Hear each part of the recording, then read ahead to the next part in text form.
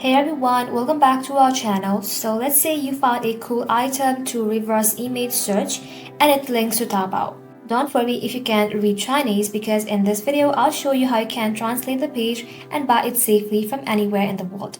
For that, first of all, you want to go ahead and simply go to Google Image and then upload your photo and look for a link from Taobao. Just like that, click on the one that matches your item and now you're in the Taobao listing page. So if you're on a Chrome, you can simply tap on Google Translate right over here and then simply choose English. You can also check this box and just like that it will then be able to translate all of the description in English. After that, you can go ahead and simply scroll through the translated page to check sizes, colors and buyer reviews. Make sure it matches the product you're looking for.